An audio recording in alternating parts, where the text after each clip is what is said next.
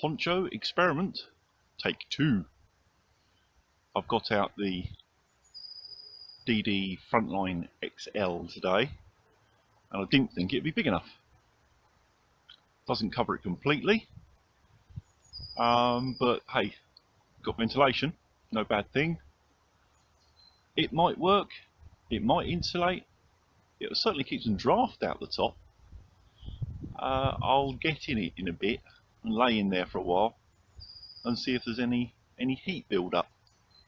But I'm surprised it fitted, to be honest. I'll show you how I've put it on. Nothing flash, kept it very simple. In fact, let's move you around here. Sorry about the wobbling, because it'll be easier to show you from the back.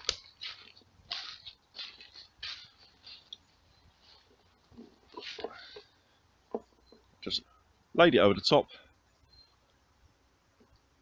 The midpoint on the short sides, as it were, I've put on the bug net support line, and the corners I've just tied into the tabs where the bug net poles go into. Midpoint, I've just looped them through the zip, so it can't fall off. Although when there's no weight in there, it does roll the hammock upside down, because the top's now heavier than the bottom. So I've had to throw my bag in it temporarily to keep it the right way up.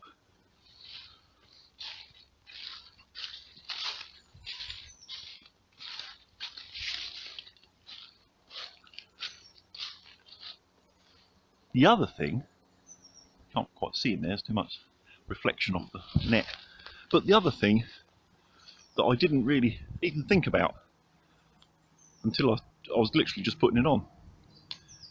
I'm thinking winter time, extra insulation, that was the whole thing.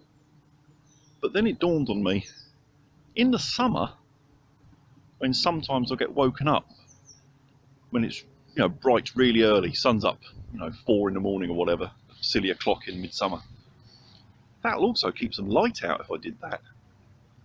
Obviously if it does build up heat within there, I'll have to adjust what sleeping bag or whatever I'm using inside to compensate for that.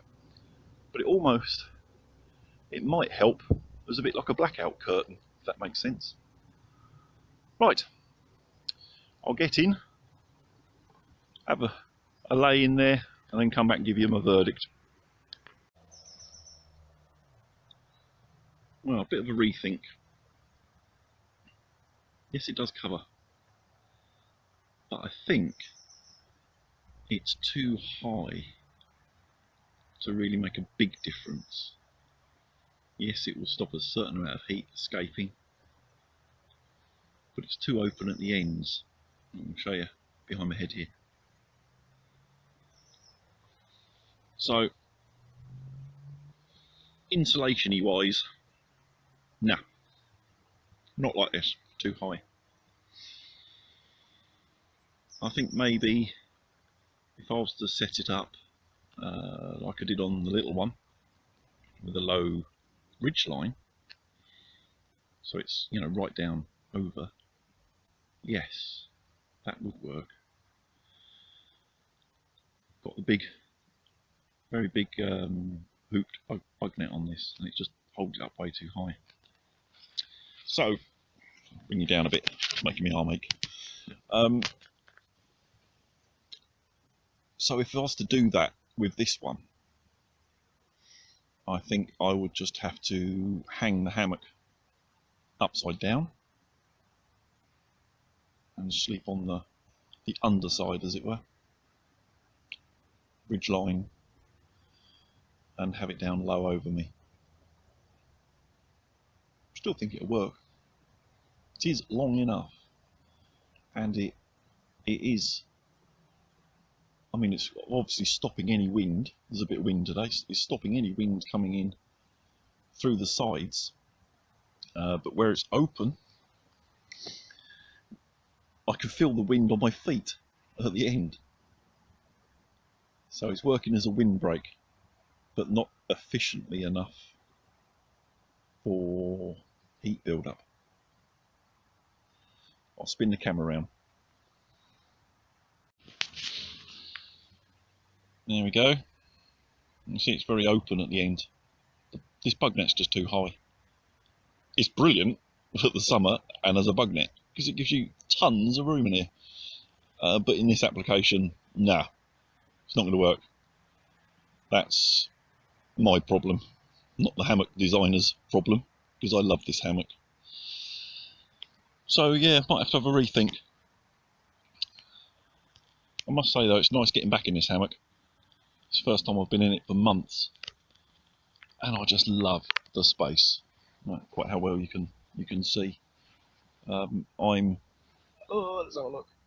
Oh, well, several feet from the head end, and I'm must be 2 to 3 feet from the gather at the foot end there.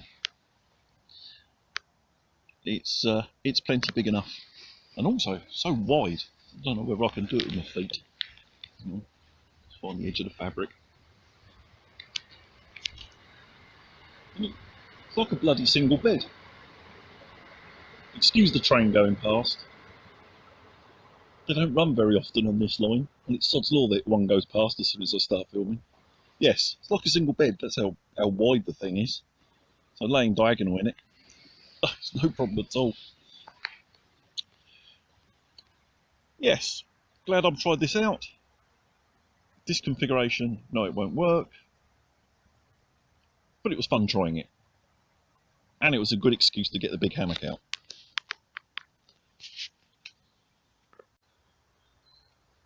So I just tried sticking a poncho liner under it as a, God, the name's gone right out of my head, nappy. You know what I mean? Under blanket, that's the thing, under blanket. Across my head. Basically, the old bugger's just too big. It would work in theory, and if I did some modifications to the poncho liner, I could make it work. But I don't want to mod the poncho liner because I want to try it for a lot more uses. So I don't want to make it just a one-trick pony. I want to keep it as versatile as possible. So under blanket, no. But I've never had an under blanket. I've never needed an under blanket. So it doesn't really matter to me. But it was nice getting him back out again. On my next trip, I was going to go, tarp and bivvy. I do like my Miltech bivvy, but just putting this up and getting in it today, it's sort of like rekindled the love for it. Not that I ever fell out of love with it, but it's nice to use other stuff. But next time out, I'm taking the hammock. Thanks for watching, guys. While it's still nice, I've still got a bit of time. I've never been in this bit of woodland. This is a new bit to me. It's a bit annoying that the road's fairly close. I don't know whether it's coming over on film. It's behind you about 200-300 metres. So yeah, bit of traffic noise. And there's a railway line over there, although they don't run very often. But the noise apart, it's actually a nice little piece of woodland. So I think I'll go and do a bit of exploring before I go home. Cheers, guys. I'll catch you all soon.